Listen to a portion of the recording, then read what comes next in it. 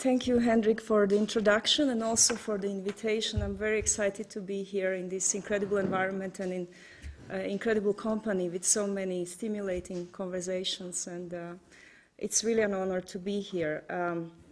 So, because they told me only 1 hour, I will just start. So, in order to dive into the work, I will first introduce only a few kind of theoretical ideas or grounding for the work, because to be easier, especially because not the whole audience is architectural, so to be easier to somehow access what is going on. So following, for instance, David Deutsch, who is a father of quantum computation, in his book, The Beginning of Infinity, this idea that basically we have suddenly the access to certain things, because I will just quickly read this quote. A galaxy is a mind-bogglingly huge thing. For that matter, a star is a mind-bogglingly huge thing. Our own planet is. A human brain is, in terms of both its internal complexity and the reach of human ideas. Very little in nature is detectable by unaided human senses. Most of what happens is too fast or too slow, too big or too small, or too remote, or hidden behind opaque barriers, or operates on principles too different from anything that influenced our evolution. But in some cases, we can arrange for such phenomena to become perceptible via scientific instruments. So here we can see, not here, but here, we can see basically a recently made simulation of a formation of the whole universe. So this idea of increased resolution or very large data being able now to somehow flush out certain phenomena that otherwise we wouldn't have the access to. And I'm sure most of you have seen this. This has been around, and I don't want to spend too much time here, but the idea that we can now take different aspects of that we know from science, from physics and computation and other facets and large data, and actually develop this kind of new knowledge or new facet that and access to this. And I will just quickly run through few reference projects, not explaining them, everyone knows them, but just in terms of creating a milieu in which our work also at the moment operates, not at this volume, but still. So because of the kind of increased volume of computation, suddenly in this neighborhood, I think I picked mostly projects from around here. You have projects such as simulating neurons in the brain, like in a blue brain project, or for instance, Craig Venter's project of, well, many of his projects, but based on large data, but for instance, sampling the genome of the ocean, and not even looking at individual organisms, but actually looking at the resonances or pattern recognition by sampling genome from the ocean floor and seeing this kind of pattern recognition resonances and learning about this kind of alien creatures that we never actually encountered before. And also lots of things about ourselves as well through such sort of resonances. And these are actually all examples somehow coming from Ben Bratton's home in his university. From La Jolla, another example of recently created 2 additional letters for the genome. So that, of course, only 2 letters immediately expands this kind of generative potential of this kind of synthesis of new proteins, and then it trickles to all sorts of layers in terms of biological organisms. So this idea of my lecture is actually called open synthesis, an idea of architects, if they have one superpower, I would say it's a synthesis. It's this kind of idea of creative synthesis. Another project, and no need to introduce this one, from the neighborhood, and also what I will show later, and what many comments about our work, that it is actually linked to the physics, and I didn't really foreground it so much in the past, but because it's quite recognizable in the work, and this was always somehow my undercurrent of the work, more of my private world, let's say, that I didn't advertise, but in fact it is in the work quite strongly. And so this idea of also material science at the moment really accelerating, and we are getting some really strange and interesting materials, and for the first time in history, architects actually have the access to building blocks that are not just the scale of, let's say, a brick, but the scale of a speck of dust. And this is something that we can directly embed into our kind of design synthesis. And I will just reference quickly, because of the audience as well, some ideas or let's say intellectual milieu or theory also related to this work, which is, for instance, Ray Brazier, philosopher's Ray Brazier work on, recently he gave this lecture at MoMA, I think it was last year, on Prometheism, and this idea of synthetic life or synthetic nature, and what should we actually do about the future. So, and Zizek, in fact, he often talks about that as well, and even the other evening he was touching on that subject of a kind of creative synthesis. So nature and artifice actually being synthesized quite freely, rather than somehow having this idea of preservation of the nature under the glass dome, because in fact catastrophes were always part of natural history anyways, and complexity. And already, for instance, if you isolate, if you remove certain, let's say, synthetic or pollutants from Amazon jungle, maybe some species that already mutated to those conditions would actually be, again, endangered. So there is this kind of synthesis that is happening quite organically. So one of the main topics of my work, or when I started my practice Biothing in long ago now, in 2001, I was, one question on the table was obviously complexity and how we address it in design practices heads-on, so not metaphorically, but explicitly, directly. The other one was this kind of general condition of convergence of matter and information. And I decided to invest in a kind of information side of equation, because for me, the information side was more kind of faster and malleable, and via information then hacking into material world. So I'm just referencing these images. It's self-explanatory, but for instance, Jacquard loom. So even to remind ourselves that even computation is coming from material condition, and in this case, this abstraction of a punch card, the patterns that are driving this kind of material process of weaving. And to remind ourselves that initially hardware and software were actually not separated. They were actually integrated, but since Turing, and I won't go deeper into that, but Turing basically separates them with the universal Turing machine.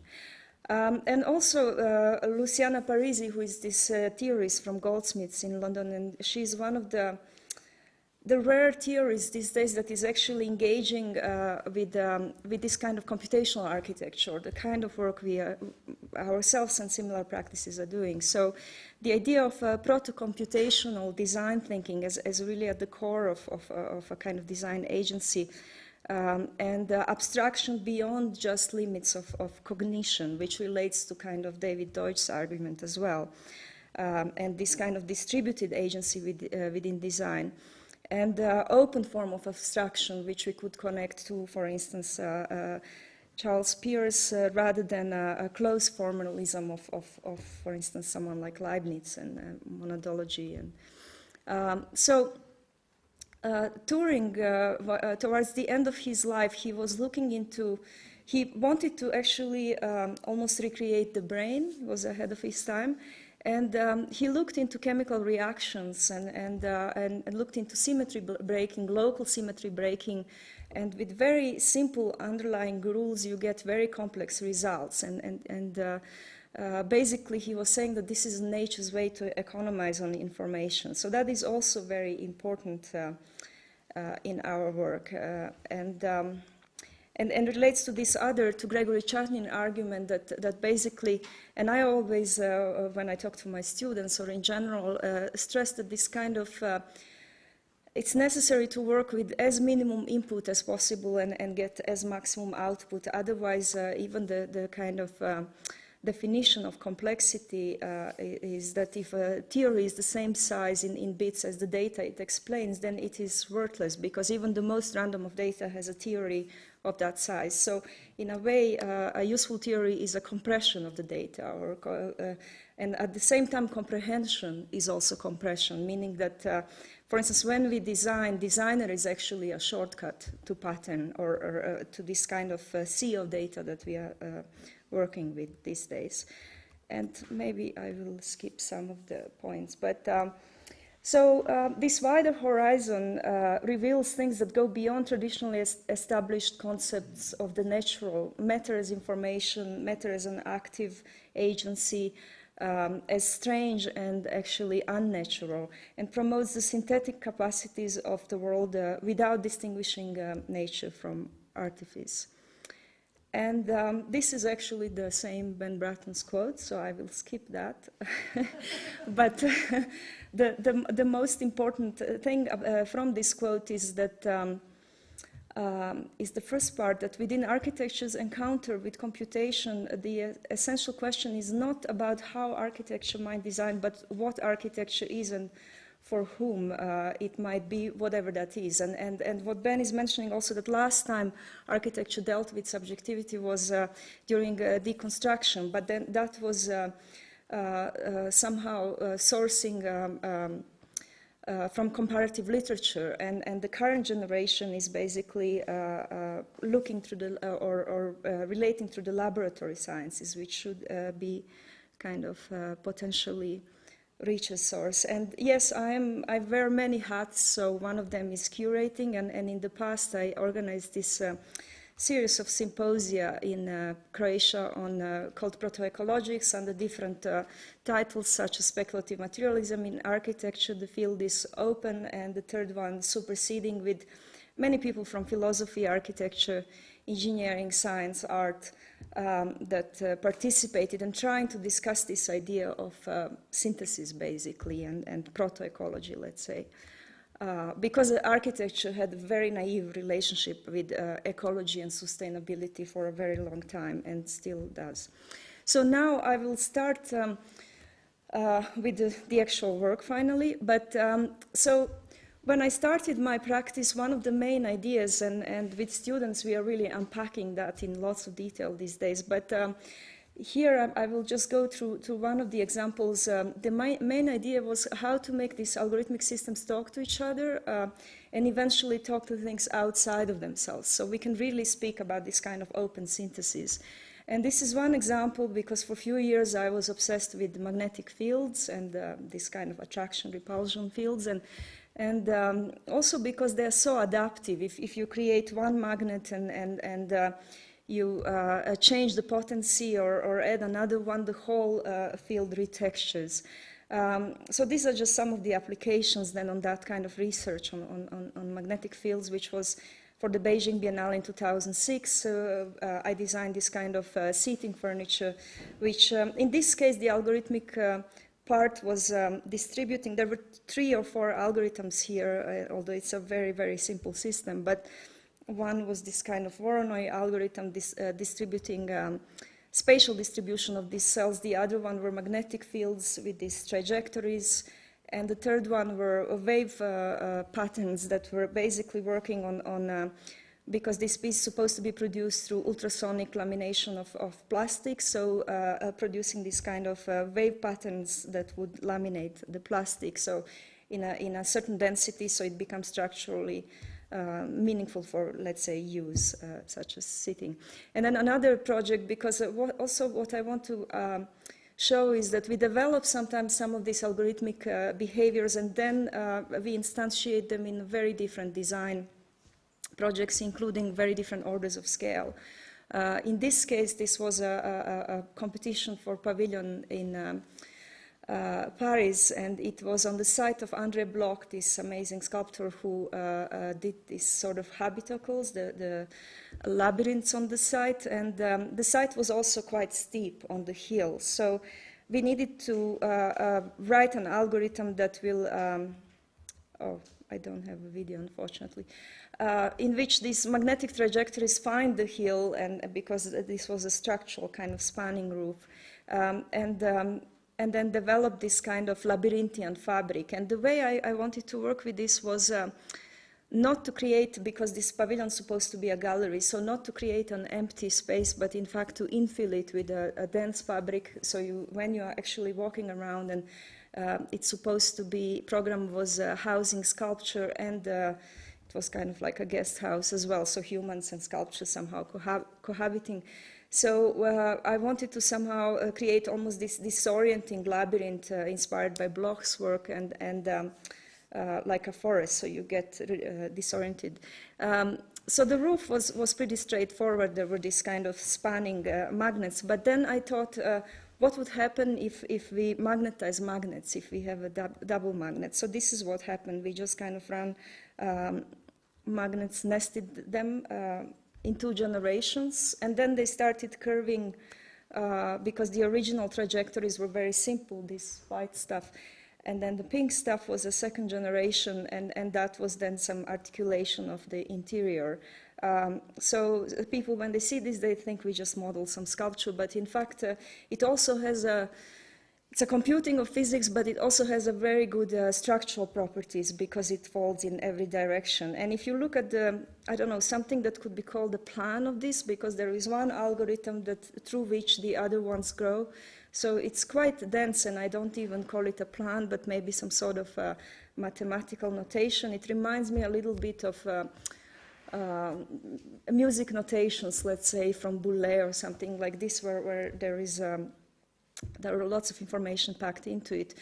So then this idea of increased resolution fabric of architecture is something that I talk quite a bit about, and I will try to demonstrate it in the further projects, because this is still very old work. And I showed it because it shows this kind of purely mathematical sort of synthesis. It's not yet related to the outside too much, except for design intent.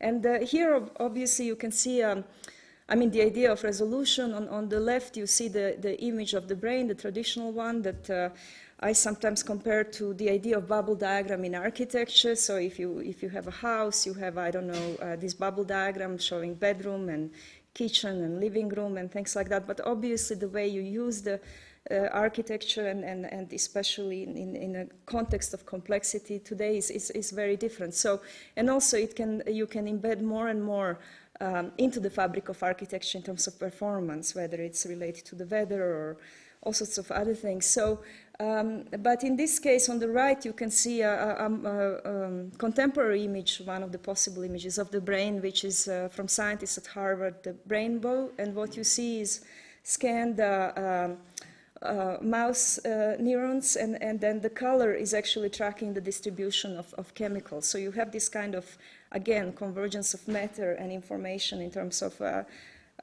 tracking these different processes, and suddenly we are having a new image of the brain.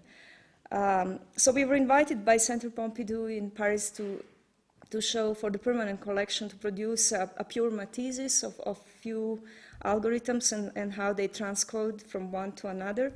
So I used magnetic fields in combination with this kind of wave interference, radial wave interference, and cellular automata class 4, which is the reason why I like this algorithm is because it's kind of schizophrenic, because the same simple seed or rule produces 2 types of behaviors simultaneously. So there is this kind of more regimented one and the one that is more complex, almost like some sort of plant. If you see the larger population, it looks a bit like a growth of the plant. And then using the data of a combination of these 3 algorithms, because magnets were instantiated into the site, but then the ground was swelling, excited by the waves that were reacting to magnets. And then there was the texturing of the ground with this cellular automata, but in a way, this data of CA was only used to program this machine, this milling machine, to carve to different depth. And again, this was a very theoretical project that we did because the curator asked us to do this. kind of pure Matisses. But then, for instance, this is one of the examples of application where I was doing this competition in Taiwan for a big pop music center. And in Taiwan, first time I went to Taipei, which was quite a while ago, there are these night markets, which is such an intense urban event. Everyone is on the streets during the night. And also because it's a tropical climate, so it's really the urban space, exterior one really lives during the night. The other thing is, of course, that pop music in Taiwan is very colorful, as everywhere, but there especially, so the whole iconography of this kind of colorful lights. And then the third kind of agency that I picked up on was the fact that the site that we're supposed to work on, where this Love River comes into the sea in Kaohsiung, was contaminated. It was kind of post-industrial site, so we needed to remediate it as well. It's a pretty large-scale project. It's 1 kilometer long site. So I was looking into these scientists in California that are working with this kind of LED lights and some of these lights are accelerating or decelerating algae growth. So there was this kind of synthesis, let's say convergence of cultural elements, biology, the kind of program, this particular program, because on the site there were 8 theaters, one of them for 5,000 people, which is a kind of range of scale of some of the best, some of the largest theaters in the world. 3 museums, tons of shopping, these kind of programs, parking and utilitarian programs. So we needed a fabric to somehow house all these programs, and because, for instance, every theater is a different size. So magnets were really good because you can program them to swell to different sizes and volumes, and they do create these spanning structures, which is very good for auditorium. So that's why I decided to use magnets. But then also, because it's a tropical climate, we wanted to accelerate, for instance, circulation of the air. So we introduced this kind of other algorithm, which is called, it's a random walk, it's Brownian motion, not to tire you with the nerdy details. But if you would make someone drunk and let them walk through Venice, that's what would be the behavior, that kind of random walk. So we use that to erode some of these kind of shells to get this sort of finer scale or smaller scale fabric, which is almost like shopping streets, and again, it amplifies circulation of the air, like in, for instance, Mediterranean streets in Europe, where it's a hot climate, but then the streets are narrow and tall. So these are like micro canyons, you could say. And we planted algae below the whole site. That was the proposal, to remediate the site, but also because the algae are working with this kind of constellation of lights to also illuminate the site, because it was working like that.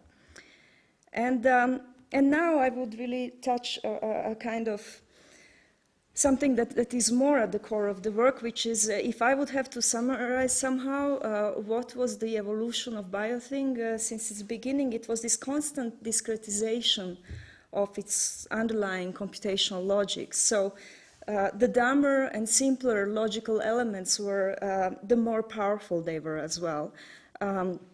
So this idea, and I had this discussion with quite a few people, for instance, Giuseppe Longo, he's a philosopher and a mathematician, and for instance, about this idea of discrete versus continuous. Of course, both models, we are using both models, but for me, the more I was working with a kind of discrete model and different type of programming, for instance, switching from procedural programming, which is more this kind of top-down programming, to object-oriented programming, which is somehow working more with a local, small pieces of logic that are able to recombine, and a more sort of, you could say, bottom-up. So if one collapses, the other one still compensates, so there is a certain redundancy. Unlike procedural, if something collapses, the whole script code collapses, for instance. So, but also what is more important about this, apart from these utilitarian and practical reasons, is that this type of opening or let's say information spreading locally, trickling locally rather than from the top, from some sort of top function, and everything I was showing so far was pretty much from the top, now we are going more to the bottom, was very rigid, and when you open these logics, and also one of the models I was using was again Charles Peirce's idea. I mean, we mostly know him for pragmatism, but he was a polymath and he worked with lots of things, like for instance geology and things like that. So he was talking about triadic logic. All the computers that we use are more or less based on binary logic, but triadic has this third element, and which is a kind of vagueness or noise. It's an opening. So the idea of randomness and how one introduces that, as long as it says in a beautiful way, randomness as planetary resonance, is something that really interests me, because that opens the potential. That's one of the ingredients that opens the potential towards synthesis. And this is one quick example of a student's work, which they worked with multi-agent systems, which are basically this, for instance, flock of birds, school of fish, that type of organization where organization happens locally in the neighborhood. So agents are kind of signaling to each other. And if you look at, let's say, one portion of that field, even just one portion of this part of the field, maybe upper right corner or something, you get this much data out of it. So it's not anymore just X, Y, Z, and maybe some temporal dimension, but you really start talking about n dimensions in a voxel space. And when you have that much information, then you can start programming. It's a kind of pre-geometry state then, because architecture is still very much obsessed with geometry, but in fact now we are working with pre-geometry states of more pure data, where you can then instantiate different kinds of geometries based on that, and you can program the field, let's say structural field, to even contain heterogeneous sequences of different types of geometries. And that is very different than, let's say, lots of parametric models that we see these days that are simply based on linear gradient and these kind of top functions, are not very adaptive. So, yes, I will. And also this opening, this third element or randomness, I could obviously reference second law of thermodynamics in terms of noise, but also the Shannon's information theory, but also, for instance, my favorite, Serres, this kind of unwanted, the parasite, the third guest, is transduction across separated disciplines, bodies, forces, systems. So it also always have a kind of political dimension as well. And the structure of the interspace is segmented, modular, density is broken apart by bits of noise. These interruptions, these knotted and transposed interfaces turn out to be the noisy origin of information. So as we know by now from Shannon, noise is actually generating information as well. So parasite as a semiconductor, it creates exchange of logical and material. And obviously I'm interested in that, logics and material convergence. And the parasites represent not a broken symmetry, but a higher symmetry, a fuzzy and noisy organization, a fractal or protobiological symmetry. So this is kind of, again, a theoretical ingredients. I don't have time to go into all of this. We are going into all of this with the students, so there will be 20 hours of lectures. But I wanted to quickly interject another project which just to a little bit, because I'm talking about some abstract things and I'm not sure how much you understand me. And I designed this exercise maybe 12, 13 years ago when I was teaching at Columbia for students, because I'm someone who works quite extremely with abstraction, with the code, with students. So, but they usually never have background in this. So in order to kind of gently introduce them or mutate them into this territory, I designed this exercise of doing something physical, something generative that is very simple, so they understand, for instance, vector math and certain generative rule-based systems more intuitively. And so 2 years ago, when the mayor's office in London announced this competition for the Olympics, and we won the competition, but we proposed this system, which we were familiar from way before, because it was always this intro exercise, but we designed a specific sequence, and because it's a kind of growth system, we called it Bloom. But also the idea was, because of course London was, I mean, the Olympics were where the whole world comes into the city, and also there is this idea of games, but also for us it was very important in a contemporary culture, this idea of gaming and being not only literally video games, but for instance gaming as a kind of mechanism that is being applied to many, even to business models and things like that. So, and then we were also interested in phenomena of social networks, but all of that is largely happening virtually, and we wanted to introduce something into the urban fabric or into the fabric of these events that would be viral and just disseminated to the city, kind of like an urban toy. And some of the inspirations were, for instance, something like Lego, which is so very universal, and so when you actually, in the end, we only designed one same component, and I maybe 1,000 people by now or more played with this system, and everyone gets something different out of it, even with just one component with only 3 connection points. So this idea that I was mentioning earlier, minimum input, maximum output, really works here. So obviously we initially simulated something like a growth, but of course this is very boring growth.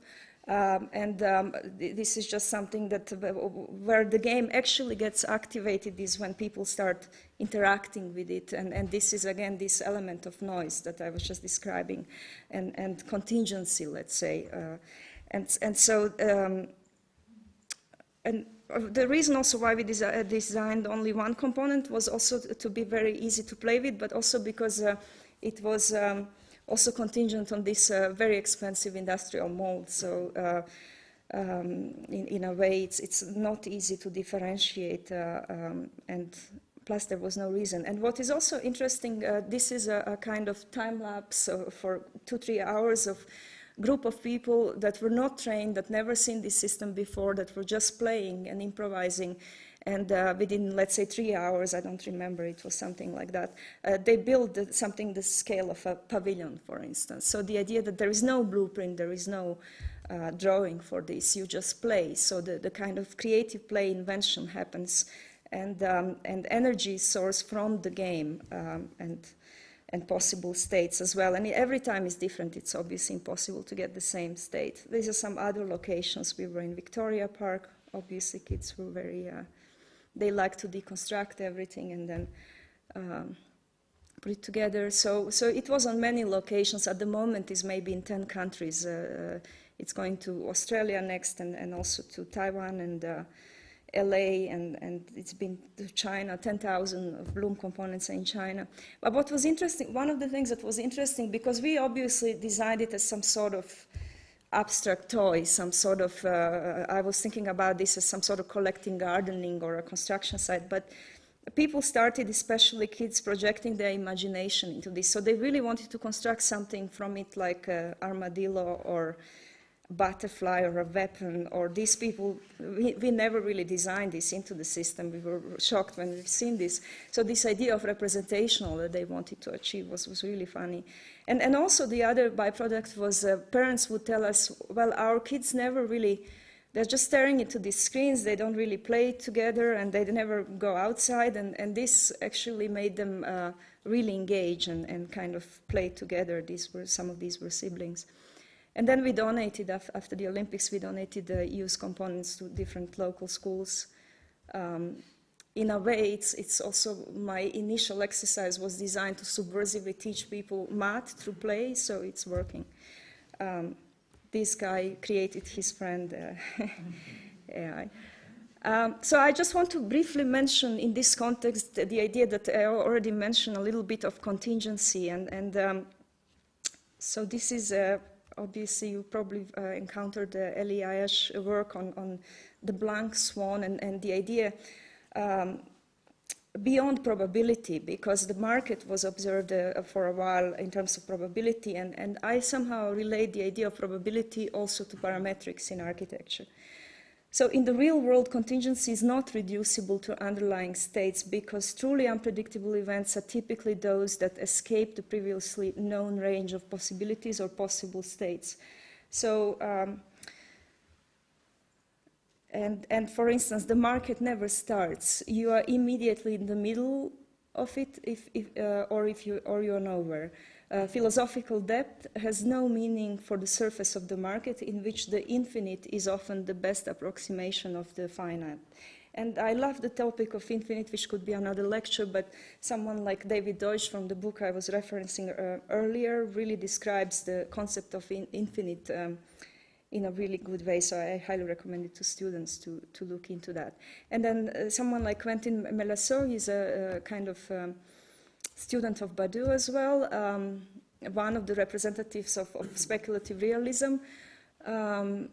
He refers to this idea of, well, first of all, speculative materialism provides the conceptual resources to think a reality that is independent of thought. And he talks about ancestrality and archifossil, which in a way, just in a nutshell, this argument that before humans even existed, some of these, let's say, physics existed, or some of these properties. So the idea of open synthesis, again, and agencies that go beyond human and beyond anthropocentrism is something that some of these ideas are opening.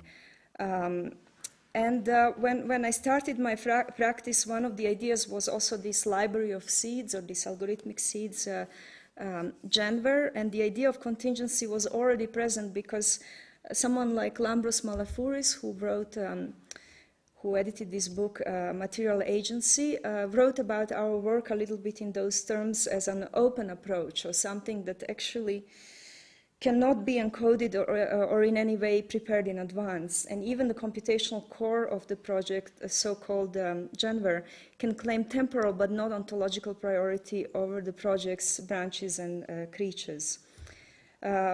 Because for everything that grows out of this library of seeds will return to change something of its initial structure. So it's always a relationship to things outside of itself. Reza Negarestani, also the Iranian philosopher with whom I had quite a bit of exchange, we had lots of exchange of this idea of unrestricted synthesis as well, but I won't have time to show you any projects if I go into that. But there is this idea also that you work with complexity, and that there is something that resonates, let's say complexity that you see in nature, but for me biomimetics were never terribly interesting for our own work. But the idea that certain quite simple rules, again, it's a bit bad resolution here. But in this case, for instance, design of a facade or of a wall, but driven by multi-agent systems. So in this case, we looked into fabrication technology where you can differentiate every panel, but the underlying structure has to stay in this kind of horizontal datum. So as a consequence, if we would actually, and it's not even possible to render, but if we would produce this wall, what would be very strange is that it would resonate complexity that you find in natural stone formations, but there would be something extremely unnatural about it, because there is this striation of very controlled horizontal lines that never breaks. So there is this kind of very unnatural pattern embedded into this. And this was just a project for a big port terminal, and I won't be describing it, but just to say that the reason I introduced these so-called canyons was it was the same site in Taiwan, or just next to it, and the tropical climate. So again, the circulation of air, so this idea of canyons was somehow explored further here. And also designing them in a way to almost like parallel realities. When you are walking through this building, you are entering different environments, and that are manifested through the same geometry, but or similar, but different materials. There is even a big wave that kind of enters the building, below the building, and crashes on the first canyon. It was a dramatic element. And this also resonates a little bit, canyons around Kaohsiung. And the other thing where agents were used as in some sort of adaptive way was that this was a very large building with lots of different programs. And one thing was navigation, because when you go to the airport, you usually follow the signs and you find your gate and things like that. But I was thinking, if you have a storm coming to Africa, for instance, and I was reading about this in this nice little book, Nexus, from Mark Buchanan, I think, and there was this description of these bioluminescent insects, and over the kilometers and kilometers, they start glowing because they react to this kind of emergence of weather. So I was thinking, how do we create artificial storm in a building, and in a way create this kind of intuitive signaling system, so where when the boat would land, you would somehow, certain part of this quite intricate structure, and that's why it was designed as such, this kind of bridges going through the building would glow and would somehow intuitively lead you through the navigation of quite complex building. And we did not get that competition, unfortunately. Usually architects lose competitions, but especially if they're ambitious. But anyways, we did this project with a quite famous product designer. I guess he's the most famous product designer, at least in UK, but maybe worldwide, Ross Laugro. And for Milan Triennale, we did this kind of light ecology for the glass pavilion, that he designed this kind of product, which was this sort of glass. And then this was the, people felt like they were underwater, and this is what I was playing at the beginning, this type of agents. And basically, although this is a kind of very bottom-up algorithm, but you can achieve a lot, and we spoke with students a lot today about the idea of time, or this kind of, in Greece, there was this idea of ion, nonlinear time, so this kind of rhythmicities of different durations embedded into the behavior produce the kind of articulation. So time is always, these temporal patterns of nonlinear time are always somehow my secret ingredient, where I think Hendrik was mentioning aesthetics, and usually people notice that first, and it's largely affected by this kind of temporal patterns. Another, okay, I should maybe speed up and keep some projects. Do you want me to wrap up soon, or? Yes, no? Okay. Are you bored? Anyways, some examples of agency used for adaptation to views and a kind of residential buildings. But I really want to talk about this because it's something that is more acute right now, and how I started the lecture. And this is what Dennett is saying here, what Turing gave us for the first time, and without Turing, you just couldn't do any of this, is a way of thinking about in a disciplined way and taking seriously phenomena that have trillions of moving parts. And this is for the first time in history that architecture can do this.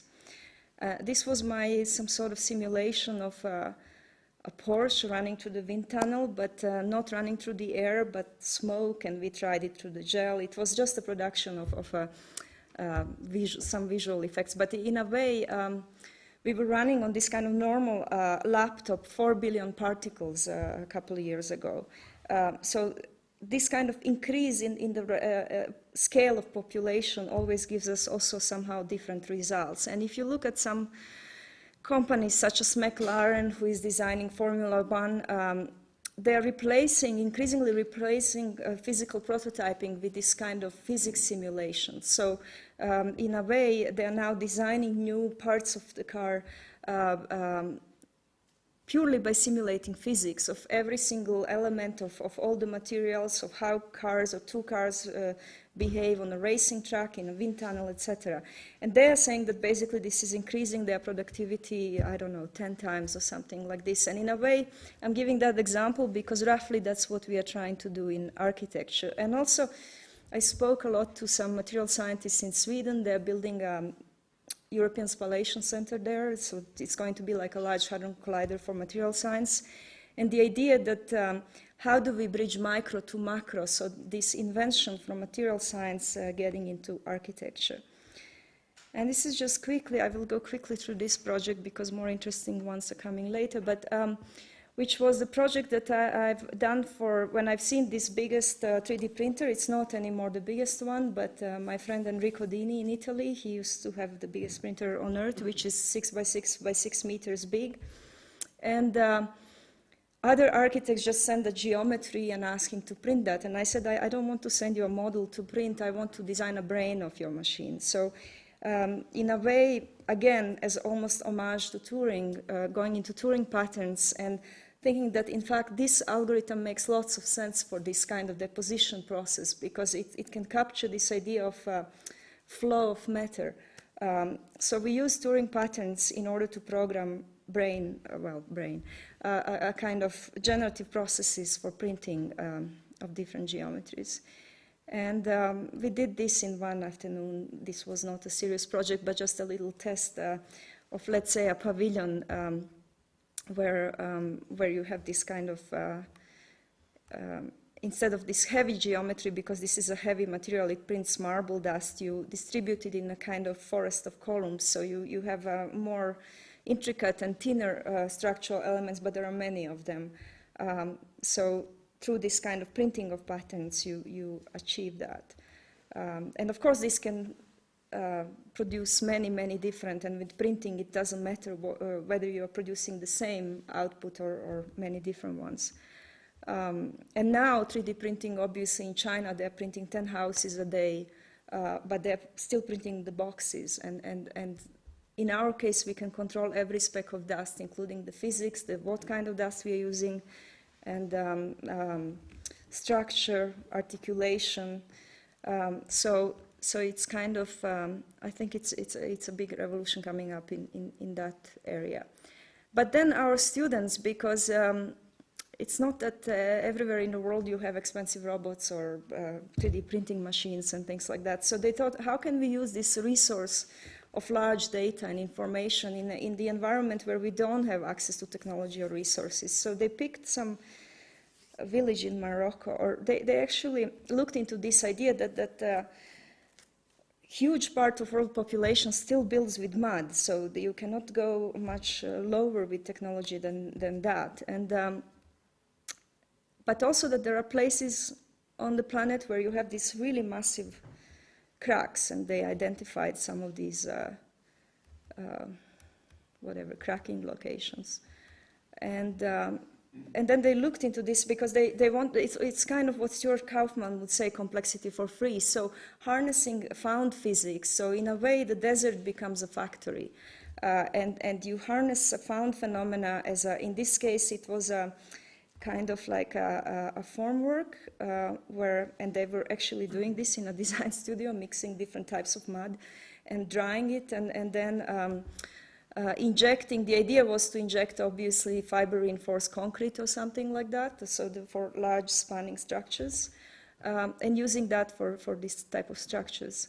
So they did this kind of quasi-scientific experiments. They stole some mud from the construction site next to the school, and somehow they did all these experiments. There's quite a bit of that. And then they simulated that, which is the whole point. It's kind of through computational physics. So here again, contingency, you cannot really compute contingency, so you will never get exact state of these cracks, but you will get the behavioral tendencies of it. So if you use different mud or different temperatures or different pressures in different location on Earth, you will get different cracking, obviously. And you can also use that, you can imagine this kind of process applied in industrial environment where you control this more specifically, but they decided to go to the actual site.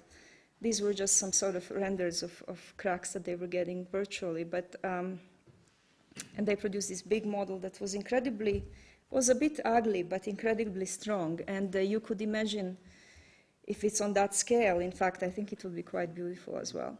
So they looked into this village in Morocco. It's in a desert, so what's the most precious thing in a desert? Obviously water, and how in vernacular architecture you use this porosity in architecture to sample the water. So they design their shells basically with a certain types of porosity, so they harness the water but also provide some sort of community center in this village, and they were able to control, because of the simulation, they were able to control cracking process to that level that they can actually differentiate and create structure. So this is, for instance, the commentary. They were also a little bit, they were commenting on all this kind of idea that, again, not everywhere we have access to, let's say, very expensive robots, but we can still use this. I won't go into this, but this, we also did lots of research from this kind of larger ecologies, for instance, river ecologies, flooding, and similar, because that is very topical, and I think we are trying now to do some pilot projects with that. And then urban projects, where, for instance, for a very large project in Japan, which was a competition, 2.5 million people passed through this site every single day. So for me, this was a river of people. So we use computational physics to actually simulate very intense flows. If you think that, for instance, Penn Station in New York on the worst day has 600,000 people passing through it, this site has 2.5 million every single day. It's almost like the whole central London is passing through this site every day. So in that case, when the population complexity is so huge and the traffic complexity was incredible, it makes sense to use this type of intelligence, let's say, and then that relates to the structure and distribution of things like, for instance, energy collection. If you really have 2.5 million people walking over your site, you can start embedding a kind of certain tiling that harnesses the energy, and we collaborated with Hitachi and with Buro Happold. Buro Happold is one of the biggest engineering companies in the world, so they really helped us with 4 or 5 ways of harnessing energy here. And we also scripted a particular structure that was nested into this cloud, which was kind of universal structure that adapted to all the input data. So it was very much, I wanted this kind of also experience of being in a kind of very intricate structure and a cloud. And the reason why the structure actually needed to be so intricate was also because Internet of Things and all these sensors and distributed energy collection was actually asking for that. So that is another application of computational physics in a large scale.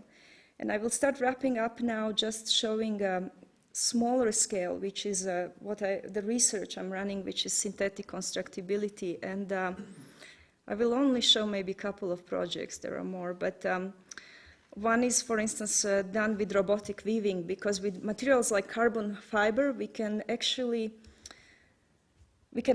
get to the very strong structures that are very light. So at the moment, and I will actually show you the one that is current, that students are, it's not finished, but students are right now working on, which is the idea of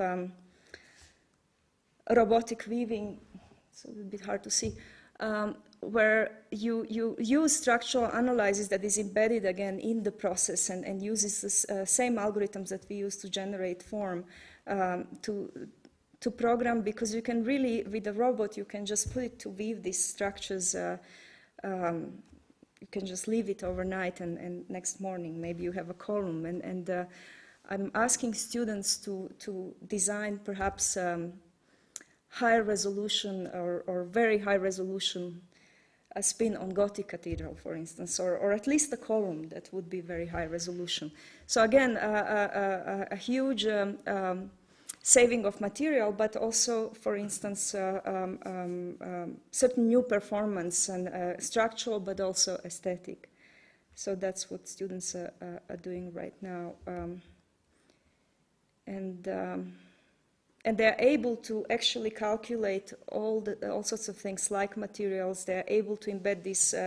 This system has embedded not only physics and structure, but also multi-agent systems, sort of analyzing every neighborhood, analyzing what robot can do, because robot obviously has certain axes of degrees of freedom, so it cannot just move in any way. The related research was with this kind of looking into some of these machines that for producing ropes, and I was thinking about parallel computation or almost quantum computation. If we could program these different things as agents to move differently, we could potentially weave structural fabrics through that idea. So students designed these little cars, which they, for instance, we went to China actually in Beijing, and we did this workshop where they designed these funny little cars, and the cars were then weaving. In 10 minutes, they wove like something like 4 meters tall, messy, of course, structure, because the cars were not quite trained yet. But that was the idea, that you can quickly weave something like pavilion. There are a few research projects based on weaving. Skip this one. Or projects based on the position of fibers, where literally students went to nanotech lab and looked at how you synthesize collagen, because collagen in your body, it's in your skin, it's in your joints, in your bones. So depending on the arrangement of these fibers, it's all the same material, but just the patterns of arrangement of fibers give it completely different performances. So again, without presenting this whole project, maybe this is the future section through your wall. So this wall maybe works with a kind of closer to your body, almost a different way of transmitting heat or light or structure. So when I talk about high resolution, I'm not really kidding. This is maybe a little section of the wall. Again, another project working with refractions of light, and students ordered these 100,000 glass spheres from China and enslaved a little robot to just deposit it for a few days, and then they were getting this kind of quite interesting crystal walls in a way, that then when the light goes through or when you're walking behind, it shows you different effects. And I will finish maybe with this project, but just because I need to point out the idea of noise. And in this project, also student project, it was a kind of interesting interplay between extreme control, which we have with robots, and a kind of material that has a high degree of uncontrollable noise, because they worked with foam, expandable foam. And as you maybe know, this material is very cheap and ubiquitous. It's used in every building, always hidden as a kind of thermal insulator. But what was the idea also is to look into, now material science is making lots of new materials that are based on foam model. So you have metal foams, you could kind of hybridize many different ingredients that could be produced in a kind of foam format. This particular foam has high degree of volatile behavior because it's just out of control. It just explodes. So conceptually, it was interesting to think about this idea of extreme precision of a robot and then this completely out of control behavior of material. And they were trying to hack into that, and we only got robot at that time when they were starting to do it. So there was this idea of, without going into all the mechanics of programming the robot, of releasing the noise versus containing it in order to get certain performances and certain aesthetic also expressions. And they used the multi-agent systems also to inform the robot, because in a way, let's say they are designing a column, so agents know that if they are designing a column, they need to stream up. They need to, they're quite dumb, but they know some basic information. And when they come towards the top, maybe they create some sort of beams, like here, let's say. So they have certain kind of intent or certain information, and then they also carry this kind of data about where do they release more noise versus less, and then robot, when it's kind of injecting this foam, it's doing it at different speed and different pressure, and that's how you're getting, let's say, this noisy versus more controlled elements. And then the other test they tried, apart from columns, was what if this is a section of the wall again? So if this performs the way termite colonies performs or something like that in terms of a thermal insulation, but also has certain, for me, the aesthetics were fantastic as well. And you imagine what if this is a material that is usually hidden is suddenly exposed. And it's also very strong. I was really shocked. I have a column in my office still, and this thing is so strong with such a weak material. So it was quite interesting to see that. So maybe I wrap up because I think I'm running over time, but and open this for questions. Thank you.